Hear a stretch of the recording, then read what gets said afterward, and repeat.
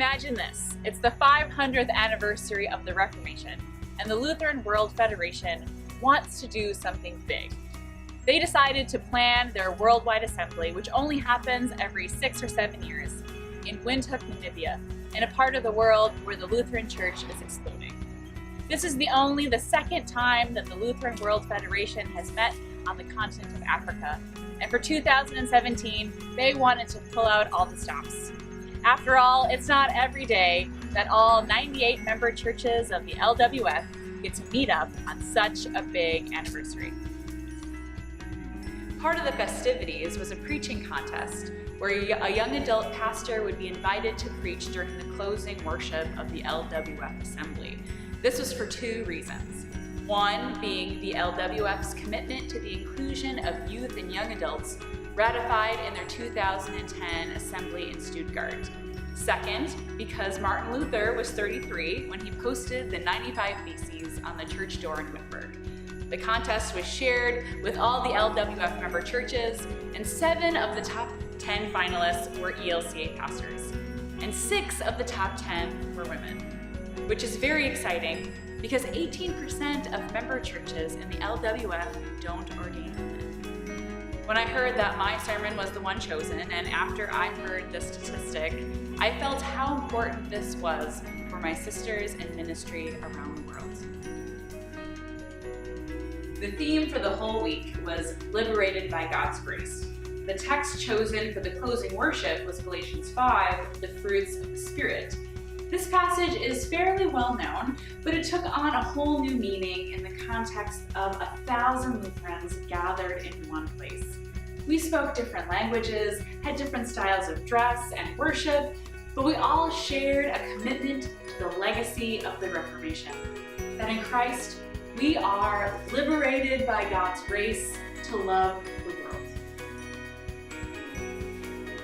During that week of the LWF assembly, Lutherans from around the world ate together, had Bible study together, sang and worshiped together, and celebrated the Reformation together. We committed ourselves to causes like economic and gender justice, inclusion of young people, women's ordination, and climate change. We elected a new president for the Lutheran World Federation, the Reverend Dr. Musa Philibus, Archbishop of the Lutheran Church of Christ in Nigeria. I learned new songs and met inspiring Lutherans from all over the world. I ate kudu biltong, Namibian meat jerky. I drank Ethiopian coffee with members of Makani Jesus. The days were long and crammed full of good stuff, and so many of us bonded over our mutual love of strong coffee, which some have called the third Lutheran sacrament. And then after all that, at the very end of our week together, I preached a sermon. As Paul says, the spirit may be willing, but the flesh is weak. But thank God we are not steering this parade on our own. Guided by the Spirit, we are marching exactly where we are needed, straight into a world that is suffering and in pain. We are marching into a future we can't clearly see yet, but includes the healing of the nations, reconciling of differences, and the inclusion of the excluded, and the freedom of those who have so long been in bondage, including ourselves. As we separate, we will march back to our home countries and our hometowns, but together we will be marching in the light of God.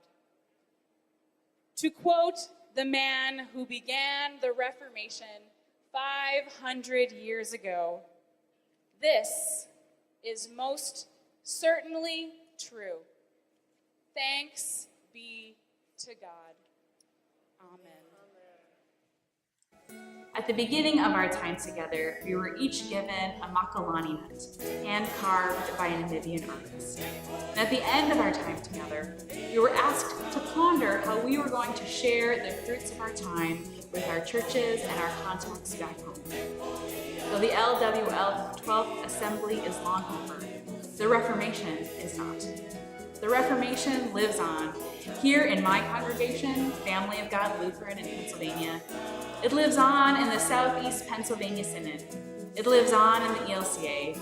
It lives on in Namibia and in the Lutheran World Federation around the world.